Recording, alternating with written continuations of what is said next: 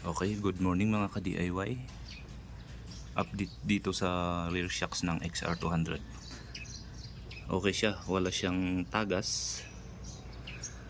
So, ang gagawin na lang natin dito, bibigyan natin siya ng free na pintura. Pinturahan na lang natin siya.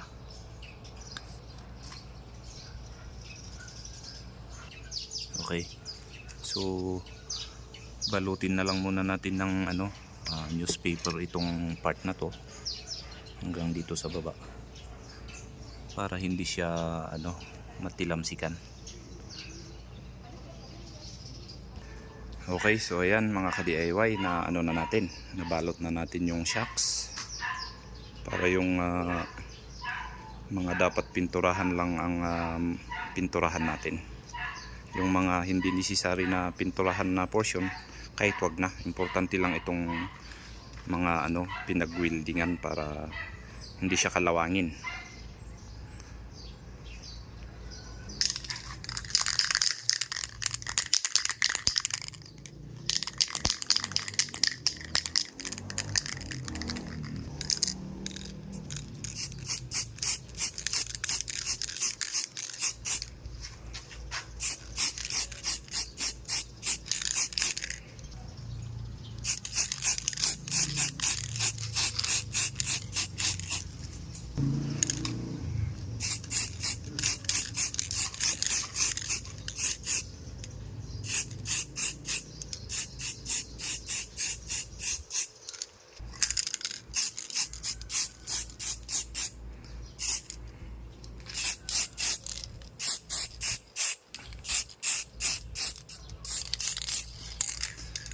Okay guys, so ayan,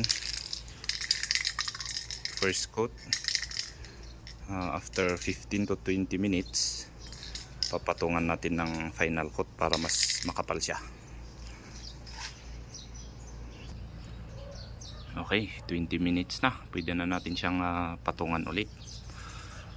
Binaba ko siya kasi hindi ata masyadong nakikita pag nakataas, madilim doon. So ayan, so after 20 minutes ifa-final coat na natin siya. Okay,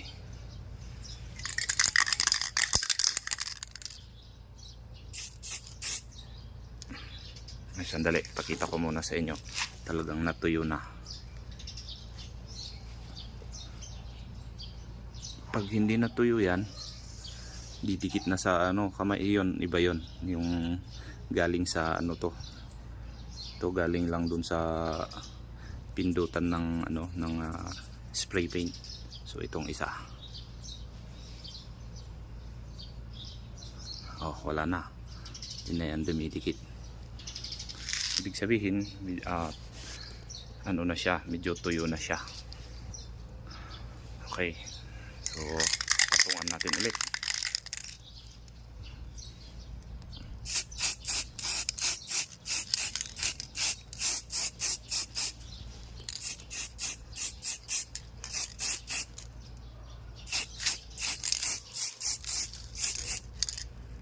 Sa kabila naman.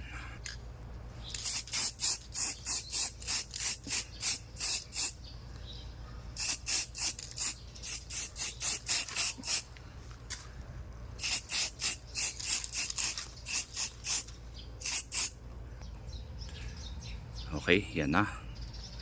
Tapos na siya. Ganun lang ang diskarte din sa sa pagpipintura. Huwag niyong bibiglahin yung pag-i-spray nyo kasi pag binigla nyo yan, mahirap matuyo. So dapat kung tatlong coat yan ang gagawin nyo sa una, kahit medyo manipis lang, tapos antayin nyo siya ng at least 15 to 20 minutes bago nyo siya patungan.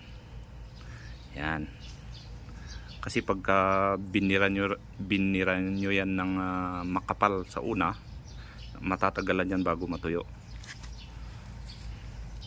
So yan ang diskarte niyan sa pintura para at least madali siyang matuyo. At least siya, space kayo ng 15 to 20 minutes bago nyo siya tirahin sa susunod na na coat niya. Okay. So yan mga ka-DIY. Okay na po. Maraming salamat po sa panonood. Sana po kung bago ka pa lang sa ating channel, baka pwedeng makahingi ng subscribe at pindot na rin yung notification bell para mabigyan kayo ng update kung may bago tayong upload. Okay mga ka-DIY, maraming salamat po.